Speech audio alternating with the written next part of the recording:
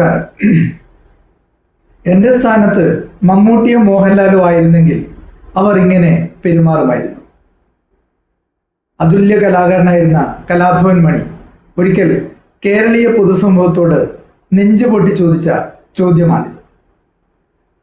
ഇതിനാസ്പദമായ സംഭവം നടക്കുന്നത് 2013 കലാഭവൻ മണിയും സുഹൃത്തുക്കളും യാത്ര ചെയ്തു വരുമ്പോൾ വനംവകുപ്പ് ഉദ്യോഗസ്ഥർ അദ്ദേഹത്തിന്റെ വാഹനം തടയുകയും വാഹനം പരിശോധിക്കുന്നതുമായി ബന്ധപ്പെട്ട് അവർ തമ്മിൽ തർക്കമുണ്ടാവുകയും ചെയ്തു. അറിയപ്പെടുന്ന ഒരു നടനായിട്ട് കൂടി വനംവകുപ്പ് ഉദ്യോഗസ്ഥർ തന്നോട് വളരെ മോശമായാണ് പെരുമാറിയത് എന്ന് അന്ന് മണി പരസ്യമായി പരാതിപ്പെടുകയുണ്ടായി.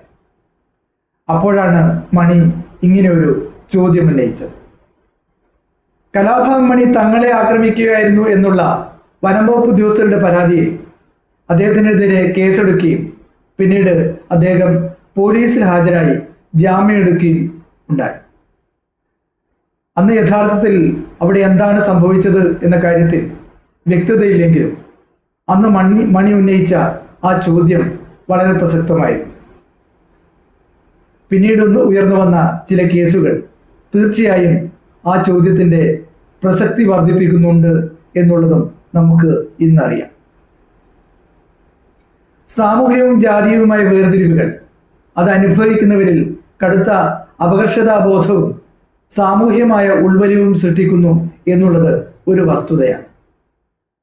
കലാഭവൻ മണി അത്തരമൊരു അവസ്ഥയിലൂടെ കടന്നുപോയ ഒരാളായിരുന്നു എന്നുള്ളത് നമുക്കറിയാവുന്ന കാര്യമാണ്.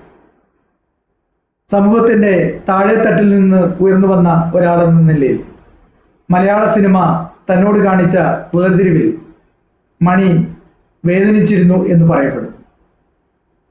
മലയാളത്തിലെ ചില പ്രമുഖ നടിമാരെങ്കിലും തൻ്റെ കൂടെ അഭിനയിക്കുന്നതിന് വിസമ്മതിച്ചു എന്നുള്ള കാര്യവും മണിയെ വേദനിപ്പിച്ചതായി പറയപ്പെടുന്നു.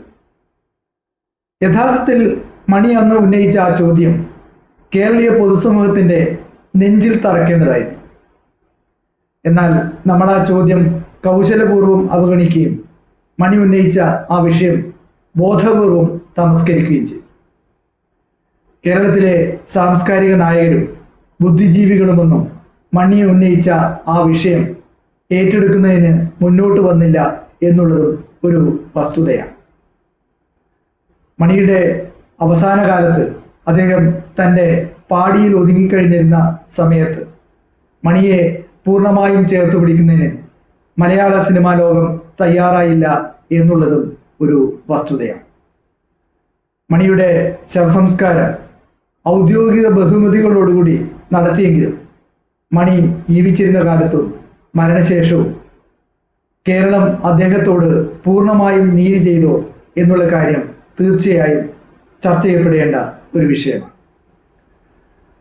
അകാലത്തിൽ മൺമറഞ്ഞു പോയ ആ അതുല്യ കലാകാരൻ്റെ സ്മരണക്കുമ്പിൽ ആദരാഞ്ജലികൾ അർപ്പിക്കുന്നു. നന്ദി.